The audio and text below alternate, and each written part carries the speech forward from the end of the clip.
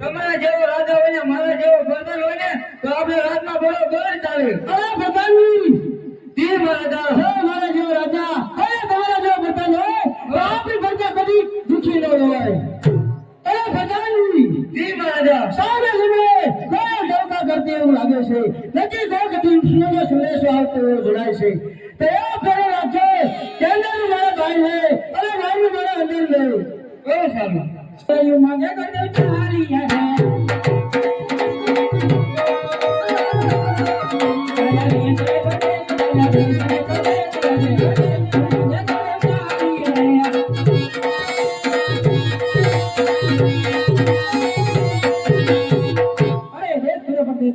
રજવાડું સારું છે મુરત સારું નથી હોતું મુરત સારું છે રજવાડું સારું નથી હોતું ભલા આ પીલો લખન બેઠા છે તપાસ કરું. અરે કોઈ છે? હા બોલો.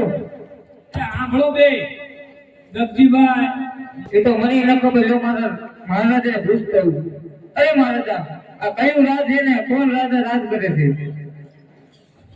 અરે પીલોગઢ નગરી રાજ છે અરે રાજા પટિયાલે રાજ કરે છે.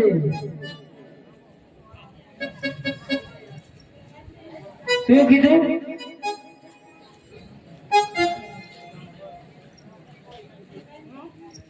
બોલો હવે બોલો. આ કયું રાજ છે કોણ રાજા રાજ કરે એમ કહું. મારા મહારાજે એમ કીધું છે કે પીંગલગઢ નગરી છે ને ભટિયા રાજા રાજ કરે છે. ભૈયા શું લેવા આયા? શું લેવાય એમ? હા. અહીં આપણે બાપુ મળું છું. અરે મહારાજા કોઈ ભૂદેવ તમને મળવા માંગે છે. અરે એને પૂછી જો કે રાજના ઘર છે તે બધી નકરતા પકડતા જો નકરતા પકડતા હોય તો એને દક્ષિણા દે અને અહીંયાથી રવાના કરો.